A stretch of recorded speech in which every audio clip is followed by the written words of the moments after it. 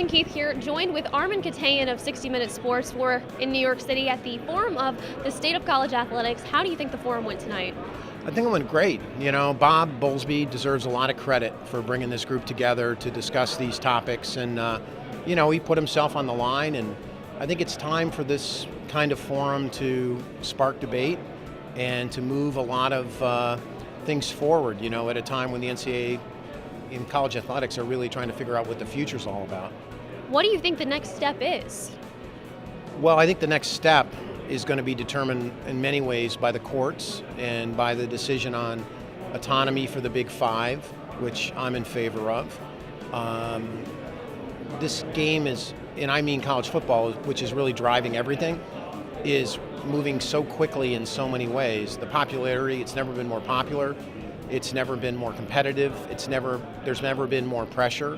I mean, now with the college football playoff coming in January, and the stakes are just going to get higher and higher and higher. So I don't really know where it's going to go, but I do know that if they don't take care of the athlete-student that's at the heart of this whole enterprise, they're going to have problems. What would you say to the rest of the student athletes who aren't in one of those major sports or who might be an Olympic student athlete? I would say you are a vital part of an athletic department.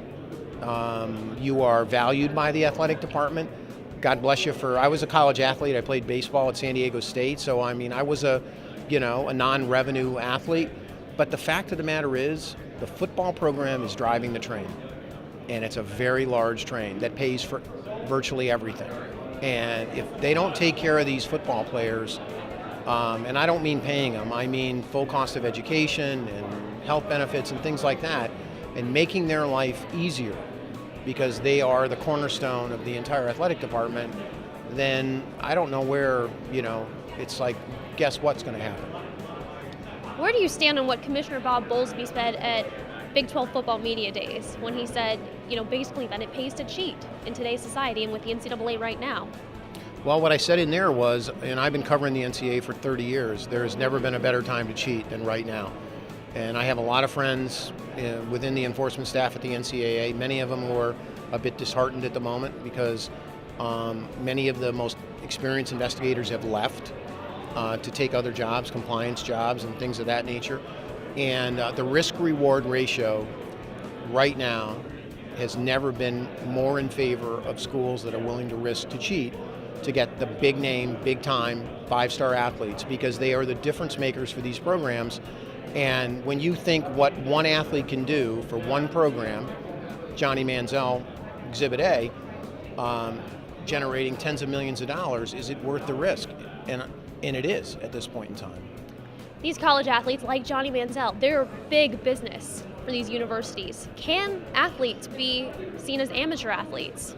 No, I don't think so. I think there's a different definition now. It's you're an athlete student. It's a commercial enterprise. Let's call it for what it is. I'm a big believer in college sport, but it's not amateur sport. It was amateur sport in the 50s and the 60s and the 70s and maybe a bit of the 80s. But right now, it's professionalized college sports.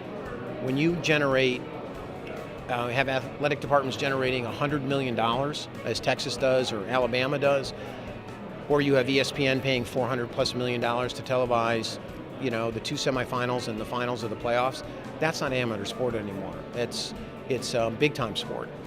What do you say to the student part of the word student athlete? How do you think universities can help their student athletes benefit from those scholarships? Well, I think a lot of this falls on the student athlete.